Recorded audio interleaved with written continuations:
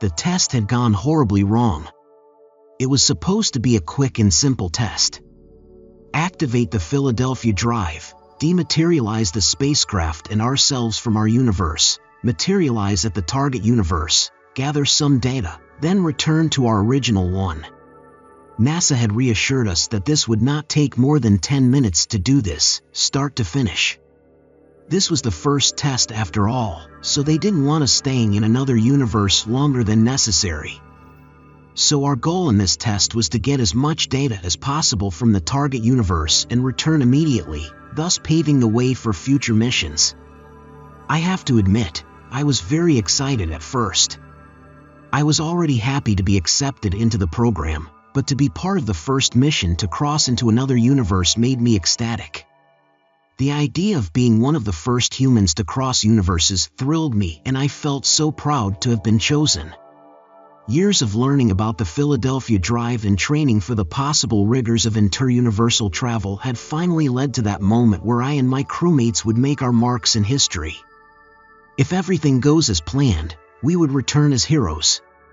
However, things didn't go as planned. Everything was normal at first.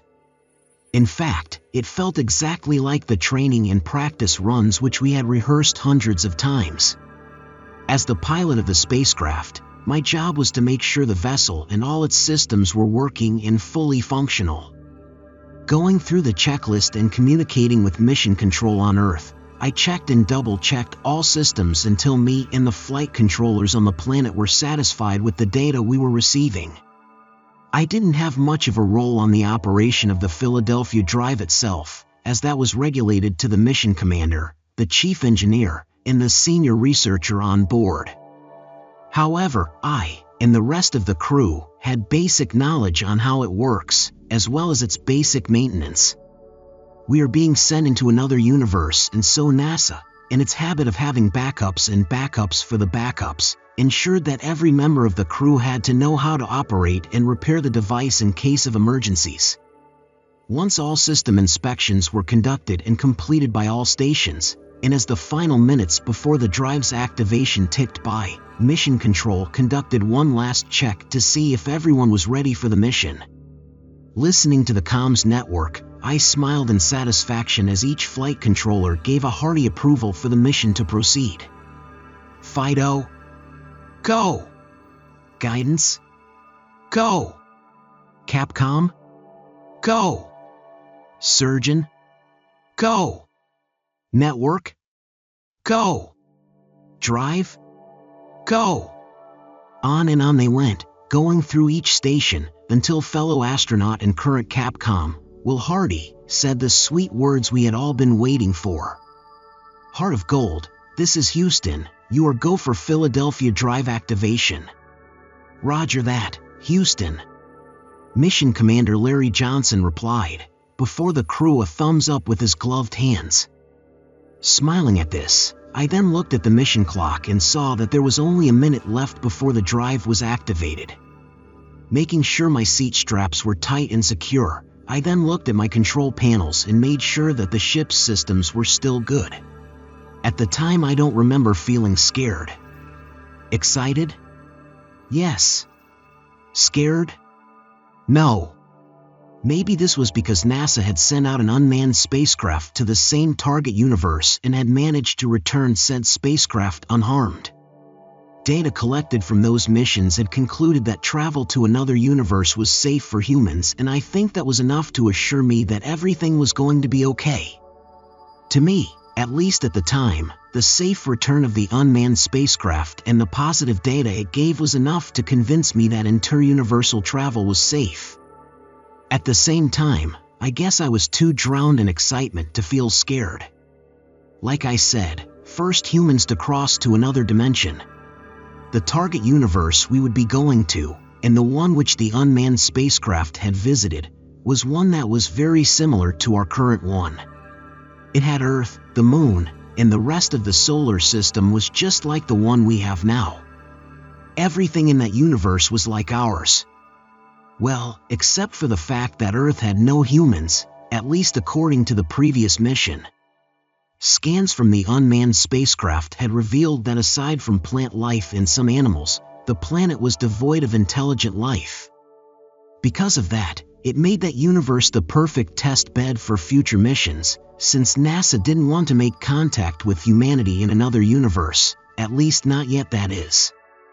As the last seconds counted down, and as the Philadelphia drive began powering up and shaking the spacecraft, I gave one last glance towards the moon we currently orbited and knew that I would soon be seeing a different moon from a different universe.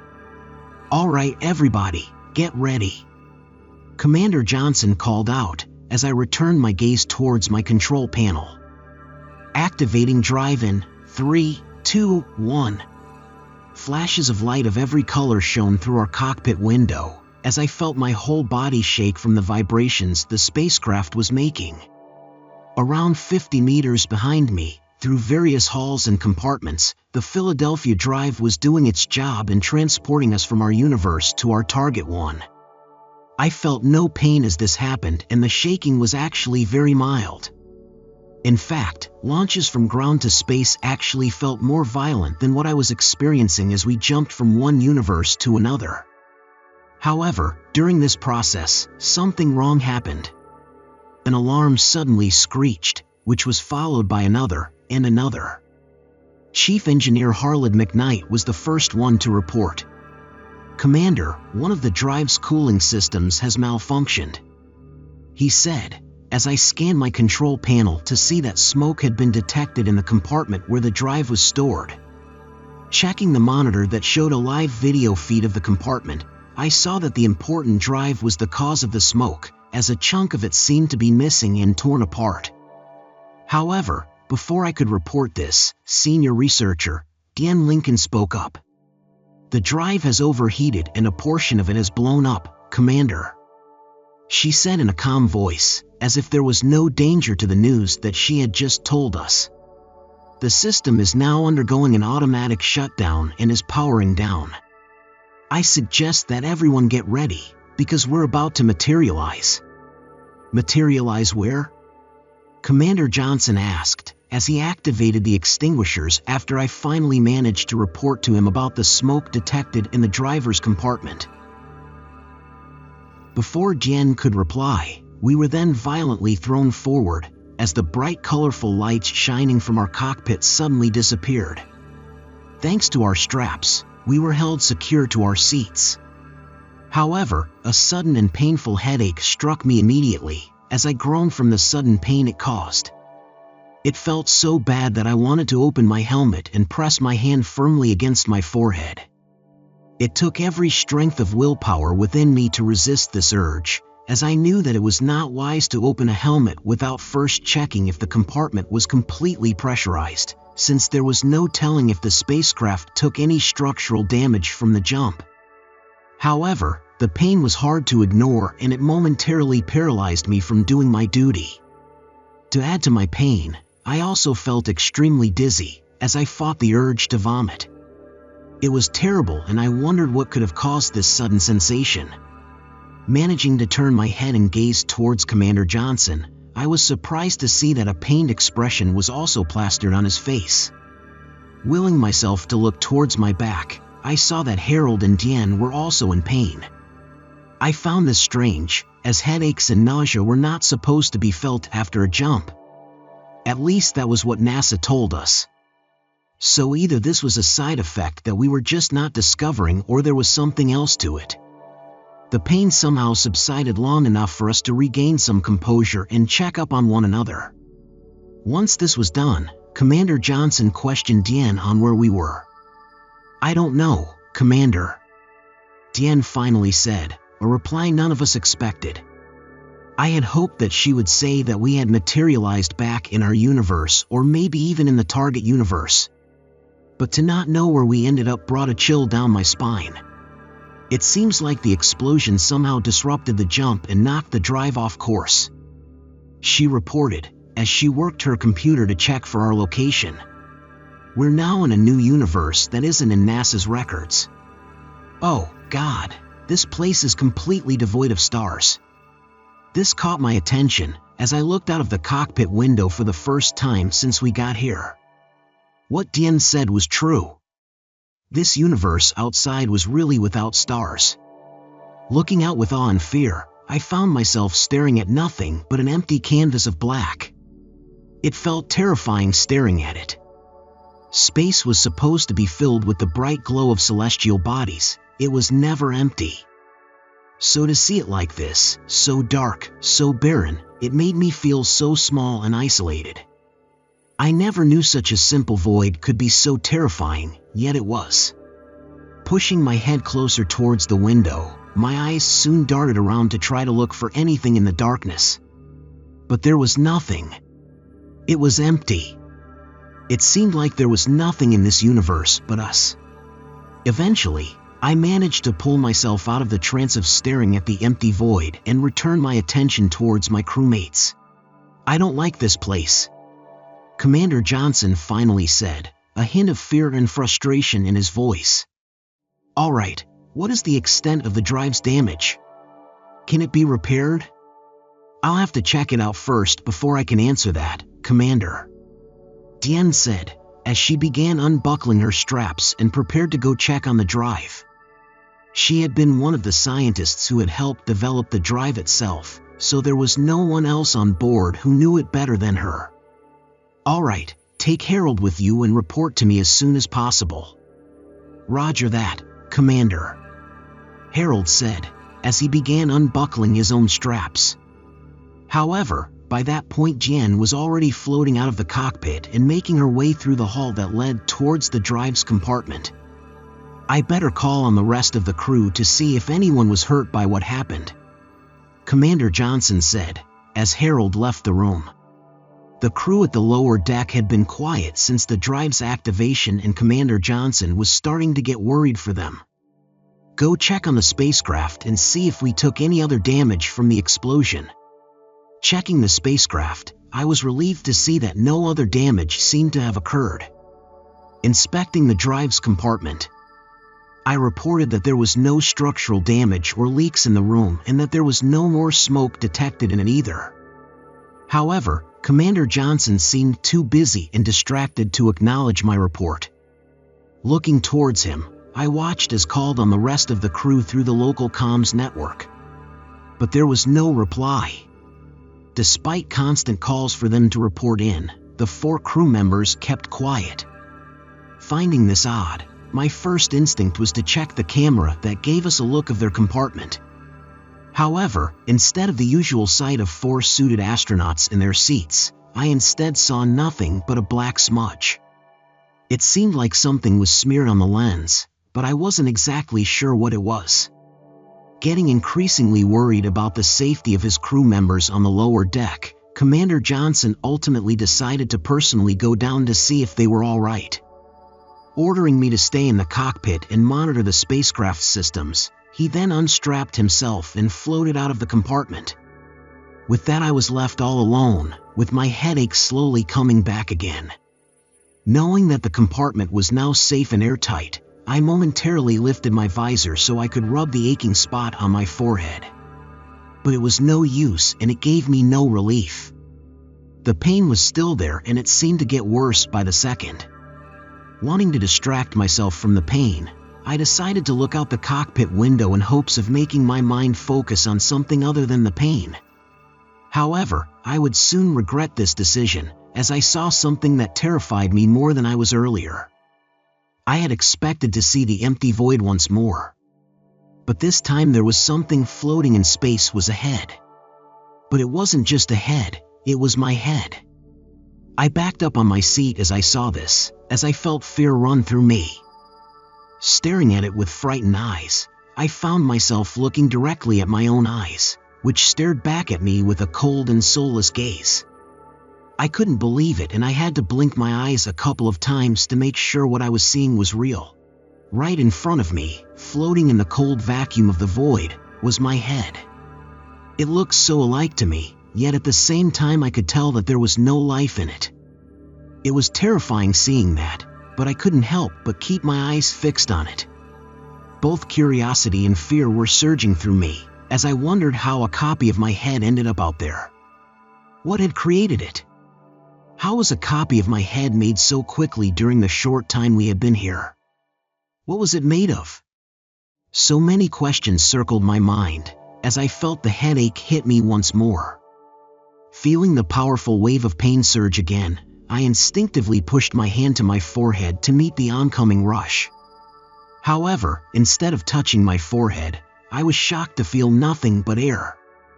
Eventually, my hand ended up touching the inner back part of my helmet before I suddenly withdrew my hand in fright.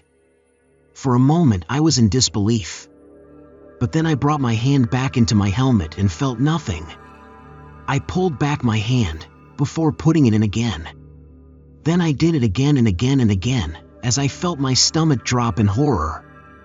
As I stopped inserting my hand into my helmet, I slowly looked out of the window and once more gazed outside to see that the head was still there, floating freely while its cold stare was still directed at me.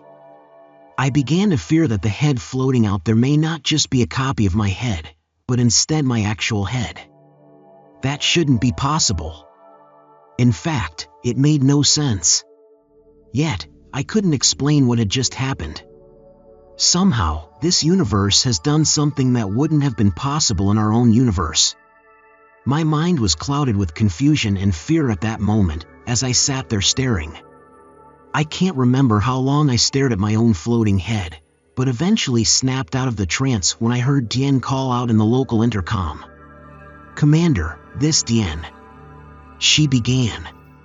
"The damage to the drive doesn't seem too bad. It just needs a simple replacement of some parts. I already have Harold getting the spares as we speak." There was a pause as Diane waited for a reply from Commander Johnson. But the comms remained silent. "Commander?" Diane called out again. But once more there was no reply. At this point I was starting to worry for the commander. I hadn't heard from him since he went down to check on the crew, and there was no way for me to check on him from the cockpit. Fearing for his safety, and the safety of the crew on the lower deck, I decided to check on them and see what was going on there. After informing Jen that the commander had gone down to check on the lower deck crew, and that I hadn't had communication with him since he left, I then told her that I would go down there also and see what the situation was there. I deliberately neglected to inform her what I saw outside the ship and what had occurred to me, since I did not want to distract her from the meticulous task of repairing the crucial drive. I wanted her to focus on her task so we could get out of this universe as soon as possible. Besides, since I was going down, I would eventually see the commander and the chief medical officer, who would probably be better suited to help me. With that in mind, I pulled down my visor, unstrapped myself from my seat, and left the cockpit without looking back at the head that I knew was still staring at me. Making my way through the spacecraft, I went through the hall and pushed myself down the tube that led to the lower deck. However, upon reaching the hall that led towards the crew compartment there, I immediately knew that something bad had occurred. The hall was dark, far darker than it should have been if the lighting was turned off. Looking around, I noticed that the wall panels were covered in something strange. Deciding to move closer towards it, I observed that it was some sort of skin coating it. Repulsed by this, I quickly drew back, but ended up pushing myself too far and hitting the panels behind me. Sticky substance soon stuck to the rear of my suit, and I turned around to see that the fleshy skin that covered that panel was leaking the thick liquid from pores that dotted its surface. Trying my best to ignore the creepy-looking surface, I decided to stay strong and continue on towards the crew compartment. However, as I floated towards its hatch, I noticed that the skin-like material seemed to cover all the panels of the hall. Luckily, the hatch itself didn't seem to be covered in it, so I was easily able to pull it open to peer inside the compartment. What I saw was not what I expected. Like the hall, the compartment's wall panels were covered by the fleshy skin. However, it was much more disgusting, as the flesh here was not completely covered in skin. Some parts had muscles exposed. In fact, the skin on some portions seemed to be floating next to it, as if peeled and with only a small portion left connected with the muscle. It was a horrifying sight, But that was not the main thing that caught my attention. Flattened on the panels there were 4 faces, eyes looking and staring at me. Staring at one of them, the face gave me a teary-eyed look, as its mouth tried to move in an attempt to speak. But no words came out. Instead it just continued its mouth movements, as it opened and closed, while a pained look plastered on its flat face. Soon the other 3 faces did the same, as they all looked at me with desperation. It soon dawned on me who these were, and I couldn't possibly imagine how this happened to them. Whatever was happening here was beyond the understanding of an ordinary person. This was not just another universe, this was something much more terrible. This was hell itself. Feeling overwhelmed by the terrible sight, and wanting to spew out the contents of my stomach, I soon began moving away from the compartment of faces and away from the fleshy hall. Making my way back up towards the cockpit, I rushed in to find that the skeleton of a human sat on the commander's seat and worked the various controls around it. Like everything else that has happened so far, it was unnatural and defied all the logic I knew. As I watched it for a few more seconds, I noticed it mutter something, as its jaw moved up and down with each sound. Trying my best to listen, I heard it repeat the same line over and over. "We must get out. We must get out. We must get out." The voice sounded familiar and my eyes soon widened as I recognized whose it was. It was Commander Johnson's voice. I was shocked to see what had happened to him, but I no longer questioned how he turned into a skeleton. This place, this universe, was doing things to people. It seemed that it did not like our entry into its realm. Against my better judgment, I decided to slowly float behind it, moving closer and closer. As I moved towards him, I tried to call out to him, but there was no response. Instead, he just repeated the same line he had been muttering. "We must get out. We must get out." Once I was floating just behind his seat, I cautiously patted him on the shoulder, trying to get his attention. I then saw his skull swivel and I thought that he finally noticed me. However, instead of facing me, his hollow eye sockets instead turned towards one of the monitors on the control panel. This monitor was for one of the cameras facing towards the aft, and as I gazed towards it but saw nothing, all that was there was empty space. Switching my glance back towards the skeletal form of the commander, I looked on as he continued on staring at the screen. However, this time he was quiet. I didn't know what to do or what to say. Everything that has happened so far had been terrifying and exhausting. When the commander finally spoke again, he said something different from his earlier muttering. "It's coming after us. It's coming after us. It's coming after us." This sent a chill through my spine as my heart began to race. I glanced towards the screen once more, but still saw nothing but the darkness of space. This frightened me even more, as the fear of the unknown made the situation feel much worse. For a moment I wondered what exactly the commander was seeing. With this universe capable of doing things beyond our simple comprehension, there was no telling what it could produce to come after us. Images of gigantic planet-sized beings or engulfing black holes came into my mind, but I knew that this place was capable of making horrors much worse than that. Eventually, a call through the comms by Harold interrupted me from my thoughts, as I heard his concerned voice through my headset. "Commander, this is Harold. Are you there? The commander is busy at the moment." I decided to reply, thinking that he also shouldn't be distracted from the task of repairing the drive. I know this was a stupid and selfish thing to do, but it also spared me the great effort of explaining the unbelievable horrors through the comms. It would be better and easier for them to understand if I told them face to face, so I thought that it was best for them to wait till they were done with their task. "Oh, well, is Diane over there with you too?" This worried me. "No," I said. "Isn't she still there in the drive compartment?" "She's supposed to be. But when I got back with the replacement parts, she was gone. So I assumed she went back there to check on something and, wait, hold on. My worry was beginning to increase now as I moved back towards my cockpit seat to check the monitor that displayed a live view of the drive compartment. Checking the room, I saw Harold float from one corner of the room and inspect a portion of the drive. Trying to see what he was looking at, I noticed that the previously blown-up portion of the part was now covered by a fleshy substance. Due to the camera angle, I couldn't see exactly what was plastered on the fleshy substance, but the sight of it clearly spooked Harold as he backed away towards the corner of the room. "There's a face on the drive," he screamed through the comms. "A what?" I said, although I could already imagine what he was seeing. I already had an idea whose face it may be. In my mind, it couldn't have been too different to what I saw at the lower crew decks. Before he could reply, I suddenly felt myself be gently pushed back against my seat as I saw Harold drift towards one of the walls of the compartment. Surprised by this, I scanned the panels to see what was happening and quickly realized that the 4 propulsion engines at the rear had been ignited and set to 100% power.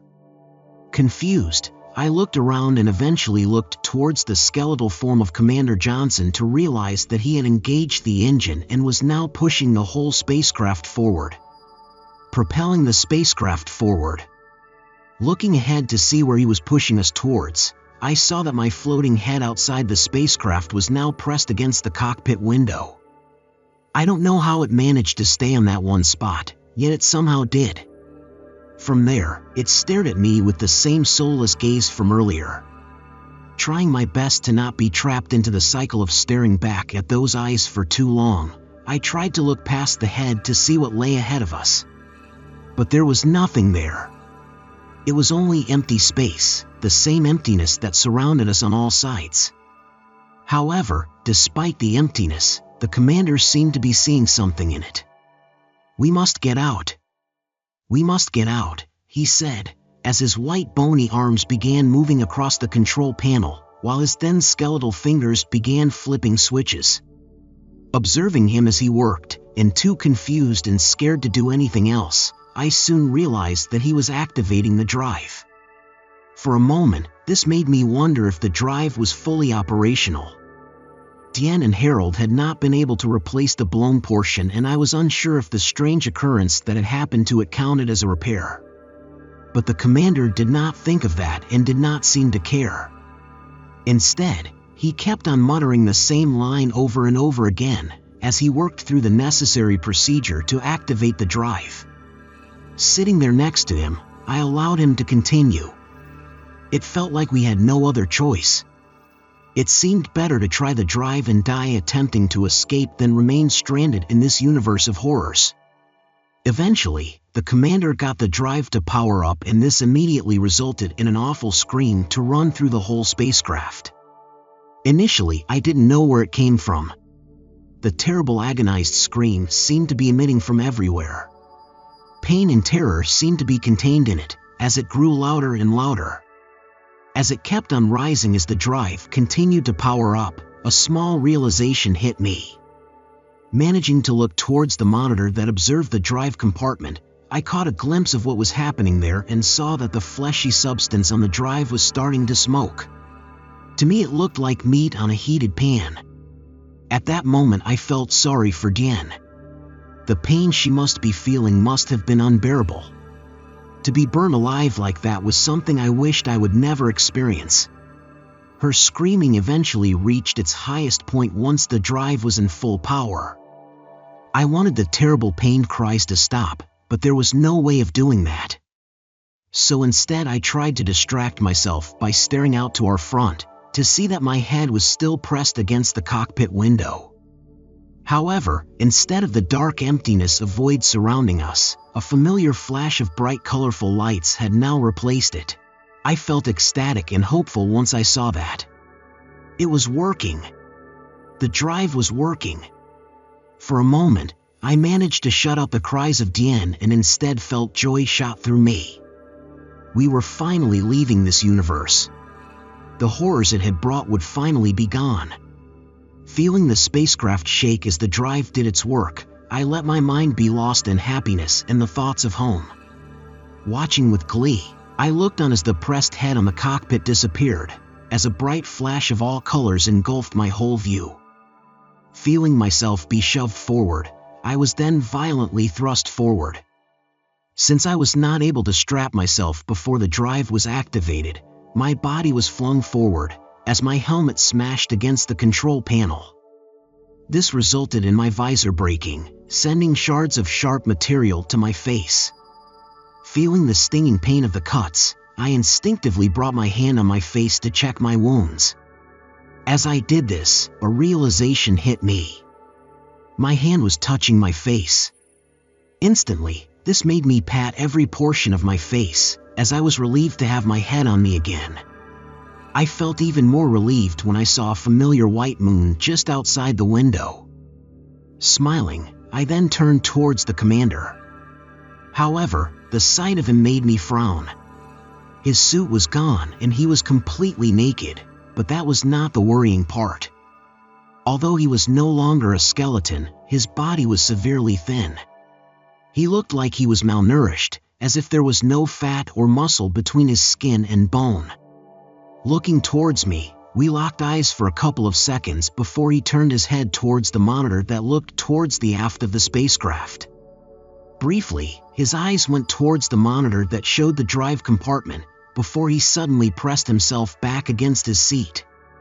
"It's coming after us," he muttered his final words, as the sounds of various alarms echoed inside the cockpit. With that, Commander Johnson had died. He had brought us home, but not everyone made it. Just like the commander, the 4 crew members at the lower deck in Dien had died.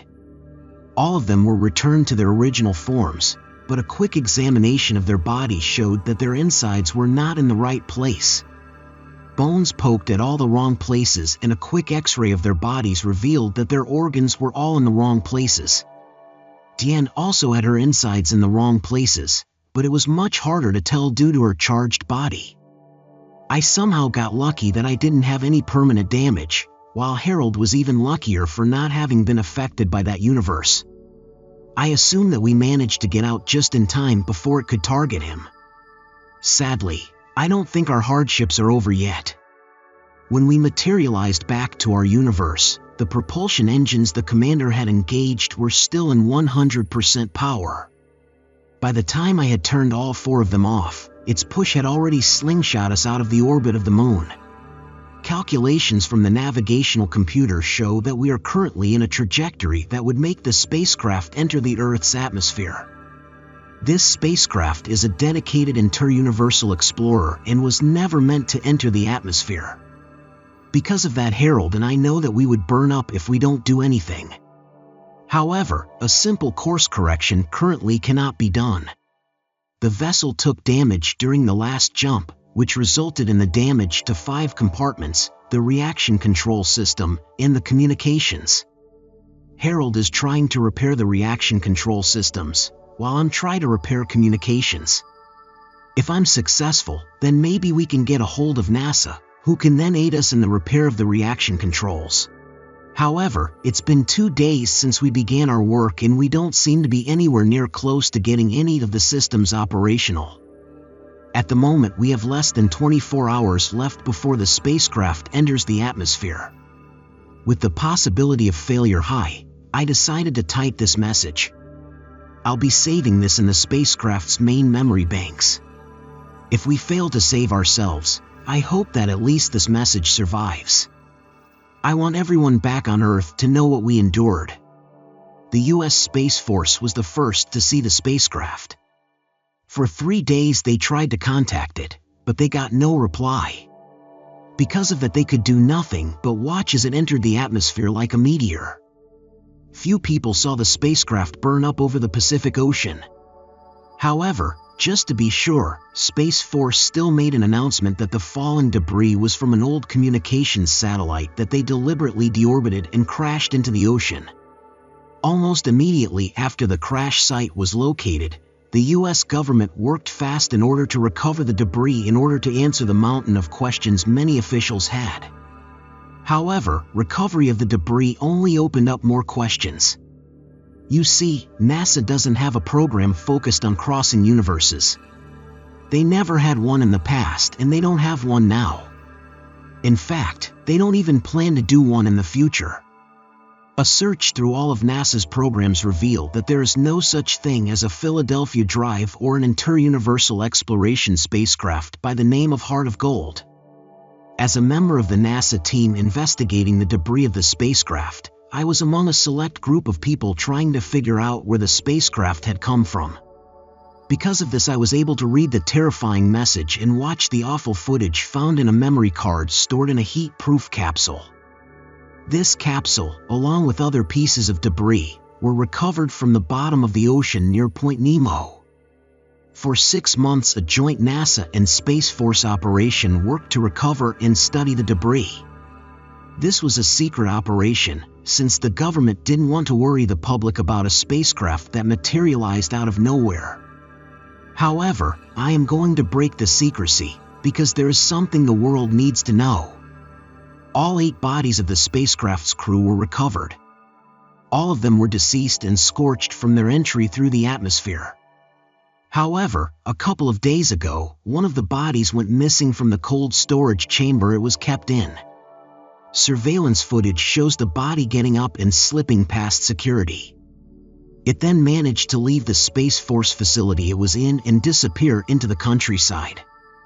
So I'm posting this to warn everybody that something from outside our universe is now roaming our planet and there is no telling what it plans on doing.